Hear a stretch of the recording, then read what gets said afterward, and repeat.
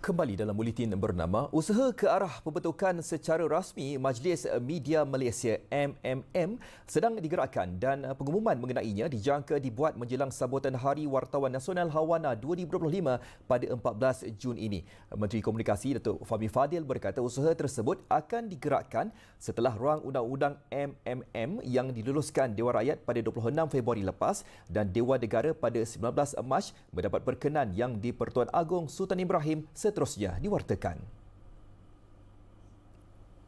Setelah undang-undang itu diperkenan ke bawah Duli Yang Maha Mulia Seri Paduka Baginda Yang di-Pertuan Agong dan telah diwartakan, maka kita boleh bergerak ke arah pembentukan dan dia akan makan sedikit masa kerana selain daripada aspek pentadbiran, ada juga aspek keuangan di mana kita perlu tunggu daripada Kementerian Keuangan nanti. Tapi saya jangka insya-Allah menjelang Hari Wartawan Nasional kita akan ada berita baik tentang pembentukan Majlis Media Malaysia.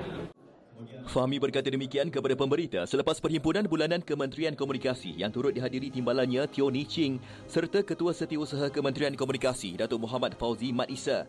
Turut hadir Ketua Pegawai Eksekutif Pertubuhan Berita Nasional Malaysia bernama Datin Paduka Nurul Afida Kamaluddin. Fahmi sebelum ini berkata MMM yang perubahannya diluluskan Parlimen dijangka dapat diwujudkan dan memainkan peranannya bermula pertengahan tahun ini. MMM akan berperanan sebagai badan kawal selia kendiri yang melindungi kebebasan media dan memastikan etika kewartawanan dipatuhi sekaligus memperkasakan industri media di Malaysia.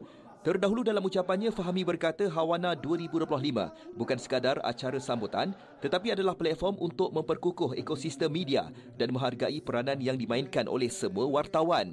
Beliau juga berkata untuk memperkukuh nilai profesionalisme dan kebebasan bersuara yang bertanggungjawab di kalangan pengamal media.